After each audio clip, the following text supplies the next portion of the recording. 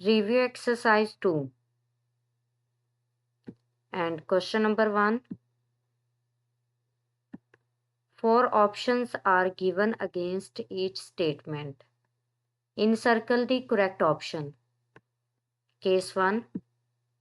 The standard form of 5.2 multiplied by 10 raised to power 6 is. यहाँ पे हमारे पास ordinary form हमने फाइंड आउट करनी है, बल्कि ये हमारे पास ऑलरेडी स्टैंडर्ड फॉर्म में है।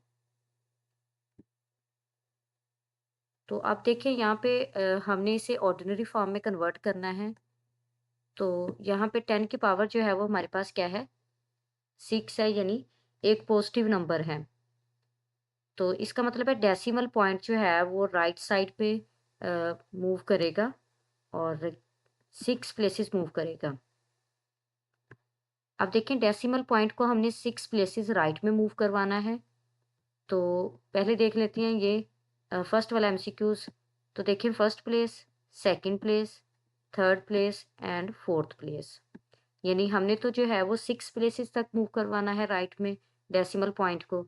तो यहाँ पे कितने प्लेसेस मूव करवाया गया है, 4 प्लेसेस मूव करवाया गया है। अब नेक्स्ट देखिए, हमारे पास है first, second, third, fourth and fifth, और जबकि हमें 6 प्लेसेस तक डेसिमल पॉइंट को मूव करवाना है। यहाँ पे जो है बेसिकली 5 प्लेसेस तक जो है वो डेसिमल पॉइंट को मूव करवाया गया है। अब देखिए, थर्ड एमसीक्यू है हमारे पास। यहाँ पे देखिए, first, second, third, fourth, fifth and sixth, यहाँ पे हमारे पास डेसिमल पॉइंट को जो है वो 6 प्लेसेस तक मूव करवाया गया है राइट में। ये हमारा हमारा जो है वो करेक्ट ऑप्शन है। अगर हम इसे देखते हैं तो इसे भी एक बार चेक कर लेते हैं। यहाँ पे देखिए, first place, second place, third, fourth, fifth, sixth and seventh. तो यहाँ पे जो है वो डेसिमल पॉइंट को 7 प्लेसेस तक मूव करवाया गया है राइट में, जबकि हमें जो है वो डेसिमल पॉइंट को 6 प्लेसेस तक मूव करवाना था राइट में। तो इसका मतलब है हमारा जो करेक्ट ऑप्शन है वो है ऑप्शन सी।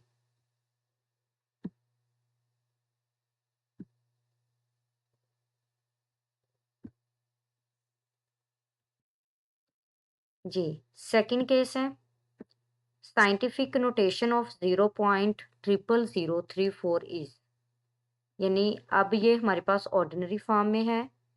हमने जो है वो इसे साइंटिफिक नोटेशन में, यानी स्टैंडर्ड फॉर्म में कन्वर्ट करना है।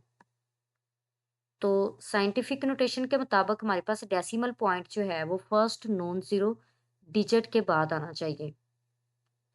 तो जब हम डेसिमल पॉइंट को जो है वो मूव करवाएंगे फर्स्ट नॉन जीरो डिजिट के बाद, तो देखें, अब हमने डेसिमल पॉइंट को जो है वो कितने प्लेसेस मूव करवाया है राइट में, 4 places, first, second, third and fourth, यानी 4 प्लेसेस जो है वो हमने डेसिमल पॉइंट को राइट में मूव करवाया है।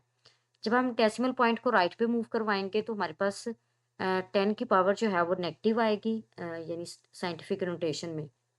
और यहाँ पे देखिए, 4 प्लेसेस तक मूव करवाया है, तो इसका मतलब है हमारे पास 10 रेज टू पावर जो है वो -4 बन जाएगा।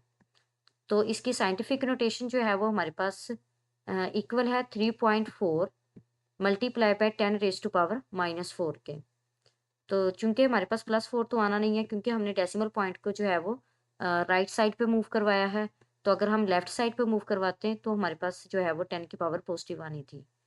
तो अब देखें, यहाँ पे हमारे पास -3 है, क्योंकि हमने डेसिमल पॉइंट को जो है वो 4 प्लेसेस तक मूव करवाया है राइट में।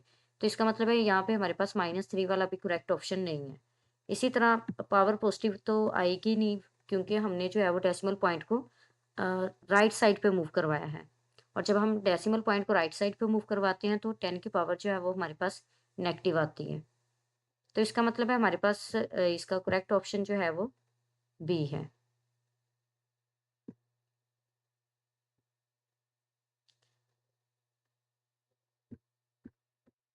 जी, थर्ड केस है हमारे पास, the base of common logarithm is 10, यानी हमारे पास कॉमन लॉगरिथम ऐसा लॉगरिदम है जिसकी बेस जो है वो हमारे पास क्या होती है, 10 होती है। तो इसका मतलब है यहाँ पे करेक्ट ऑप्शन जो है वो हमारे पास क्या है, बी है।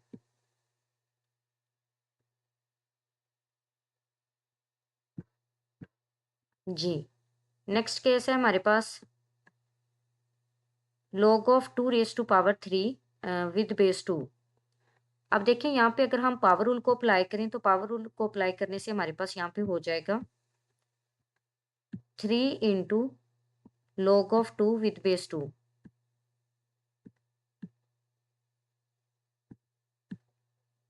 तो अब देखें यहाँ पे हमारे पास जो बेस है वही नंबर है जिसका हम लॉगरिथम फाइंड कर रहे हैं।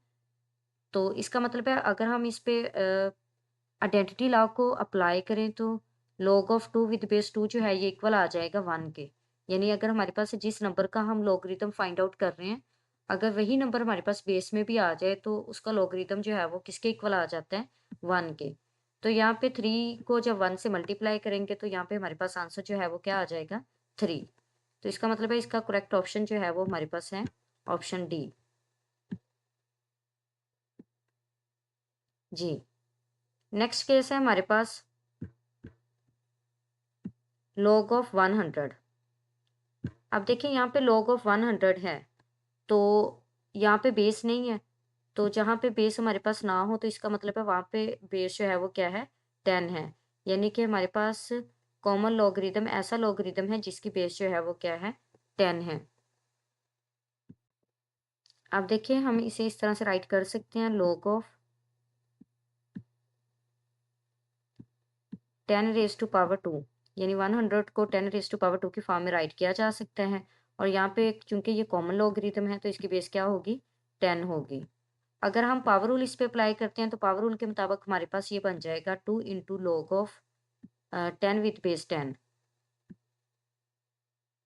अब देखें जिस नंबर का हम लॉगरिथम फाइंड आउट कर रहे हैं वही नंबर हमारे पास बेस में है। तो अगर इस पे हम आइडेंटिटी लॉ को यूज़ करते हैं तो इसका मतलब ये किसके इक्वल आ जाएगा, log ऑफ 10 विद बेस 10 जो है ये इक्वल होगा 1 के। और जब 1 को हम 2 से मल्टीप्लाई करेंगे तो यहाँ से हमारे पास इसका आंसर जो है वो क्या बन रहा है, 2। तो इसका मतलब है यहाँ पे हमारे पास जो करेक्ट ऑप्शन है वो है option A.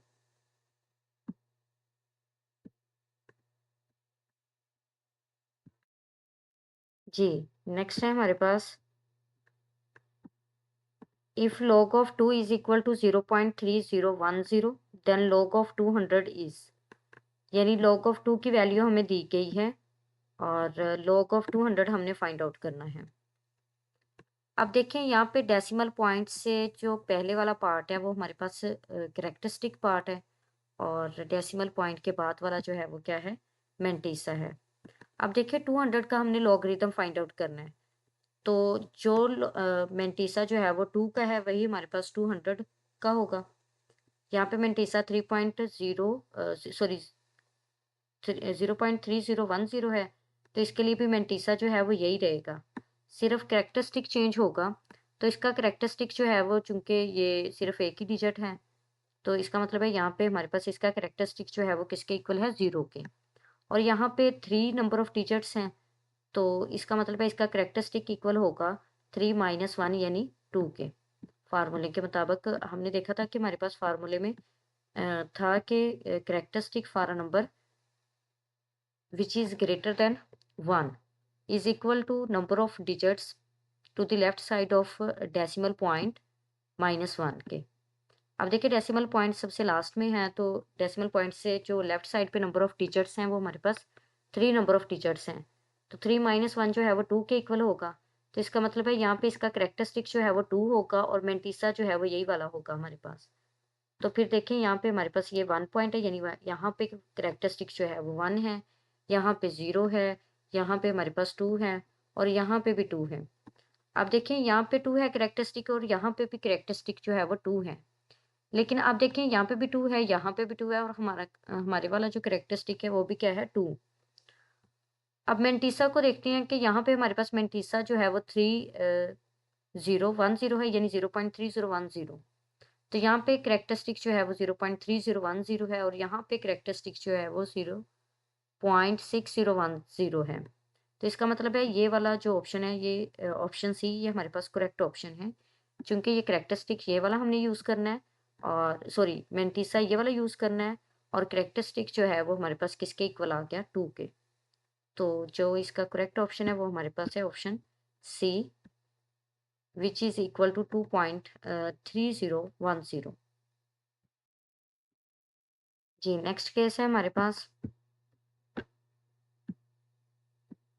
log of 0 is equal to, option A positive, negative, option B negative, option C 0 and option D undefined. तो देखिए हमने एक रिजल्ट पढ़ा था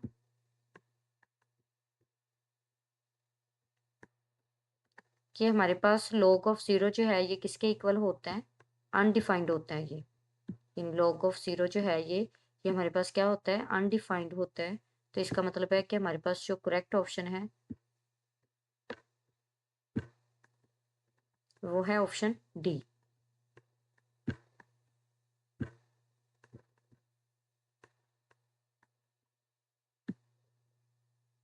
यानी log ऑफ 0 जो है ये इक्वल है अनडिफाइंड के, यानी log ऑफ 0 जो है ये हमारे पास अनडिफाइंड होता है। जी नेक्स्ट केस है हमारे पास log of 10,000 is equal to. अब देखिए हम इसे जो है वो इस तरह राइट कर सकते हैं, log of 10 raise to power 4।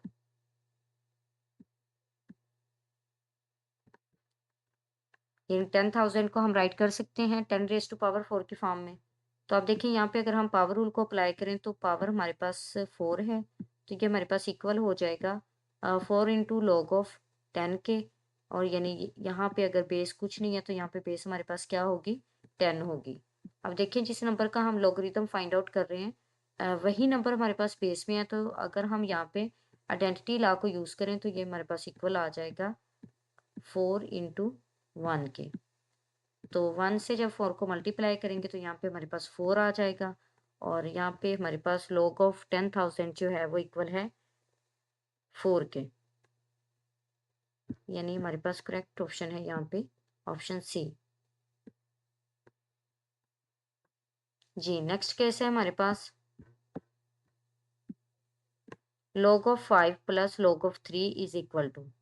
अब देखिए ये हमारे पास लॉगरिदम एक्सपेंडेड फॉर्म में है, तो और यहाँ पे प्लस है। जब हम इसे सिंगल लॉगरिथम के फॉर्म में लिखेंगे तो इसका मतलब है कि हम पावर रूल को अप्लाई करेंगे। तो पावर रूल के मुताबिक ये हमारे पास हो जाएगा log of 5 into 3।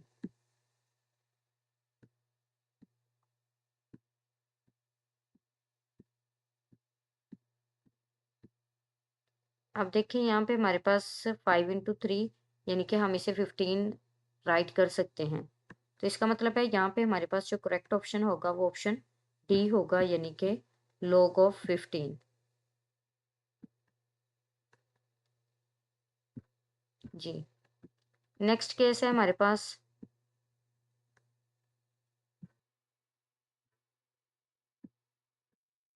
3 raise to power 4 is equal to 81 in logarithmic form is. यानी ये हमारे पास एक्सपोनेंशियल फॉर्म में है। अगर हम इसे लॉगरिथमिक फॉर्म में राइट करेंगे तो देखिए यहाँ पे हमारे पास 3 जो है ये बेस है, और 81 जो है ये हमारे पास वो नंबर है जिसका लॉगरिथम हम फाइंड आउट कर रहे हैं, और 4 जो है ये हमारे पास पावर है। तो देखिए जब हम एक्सपोनेंशियल फॉर्म को लॉगरिथमिक फॉर्म में राइट करेंगे तो ये हमारे पास हो जाएगा log ऑफ, यहाँ पे देखिए बेस 3 है ना, तो इसका मतलब है log of 81 with base 3 is equal to 4। यानी वो नंबर जिसका हम लॉगरिथम फाइंड कर रहे हैं, और 3 जो है वो है हमारे पास बेस, और 4 जो है ये हमारे पास पावर है। यानी 81 का लॉगरिथम है विद बेस 3। यानी इसका करेक्ट ऑप्शन जो है वो हमारे पास ऑप्शन है सी।